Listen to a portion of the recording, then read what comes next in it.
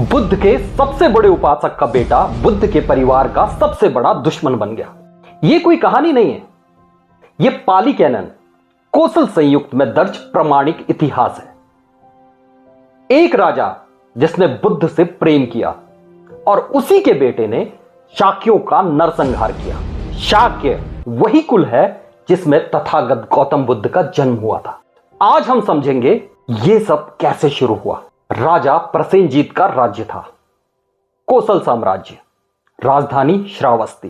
कोसल का विशाल शक्तिशाली साम्राज्य था। इसका वर्चस्व शाक्य कबीले पर था।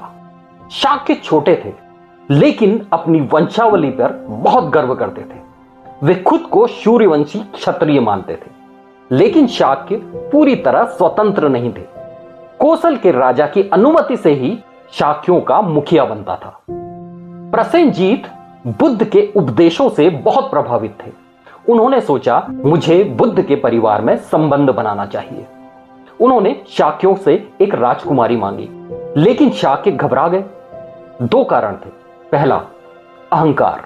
शाक्य खुद को ऊंचा मानते थे और कोसल के राजा को नीचा। दूसरा कारण, स्वतंत्रता का डर। अगर राजकुमारी दे दी गई तो उनकी बची कुची स्वतंत्रता भी छिन सकती थी। तो शाक्यों के मुखिया महानामा, जो बुद्ध के चचेरे भाई थे, उन्होंने एक चाल चली। उन्होंने एक दासी की बेटी वासव खत्तिया को राजकुमारी का रूप देकर प्रसेनजीत के पास भेज दिया। प्रसेनजीत को सच नहीं पता था। उन्होंने उससे विवाह कर लिया और इसी शादी से पैदा हुआ वीडुडब। लेकिन राजा प्रसेनजीत सिर्फ एक राजा नहीं थे, वे बुद्ध के सच्चे उपासक बन गए थे। लेकिन राजा को नहीं पता था कि उनकी रानी कोई राजकुमारी नहीं थी और उनका बेटा वीडुडब यह सब जान चुका था। वो कपिलवस्तु गया। वहां शाक्यों ने उसका अपमान किया। जिस आसन पर वो बैठा उसे दूध और पानी से धोया गया, मानो वो अपवित्र हो। वीडुडब के मन में बदले की आग लग गई। उसने प्रतिज्ञा की, जिस दिन मैं राजा बनूंगा मैं हर शाक्य को मार डालूंगा। वीडुडब अब युवा हो चुका था।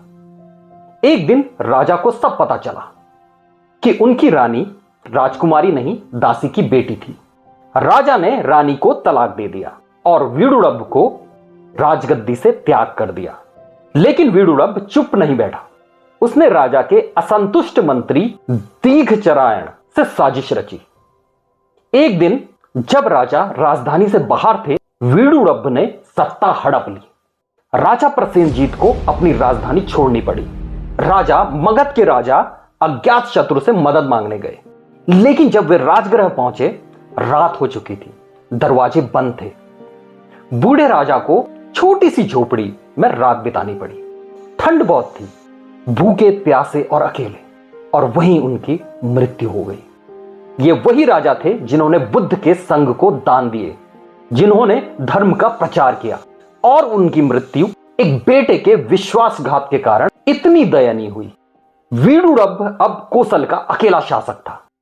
उसने अपनी बचपन की प्रतिज्ञा पूरा करने का फैसला किया, शाक्यों को मिटाने का। जब उसने पहली बार हमले की कोशिश करी तो बुद्ध जीवित थे। बुद्ध रास्ते में एक पेड़ के नीचे बैठ गए। वीडुडब ने पूछा, भगवान यहां क्यों बैठे हो? बुद्ध ने कहा, अपने परिवार की छाया में राजन। वीडुडब समझ गया। वो 3 बार वापस लौट गया, हर बार बुद्ध को देखकर।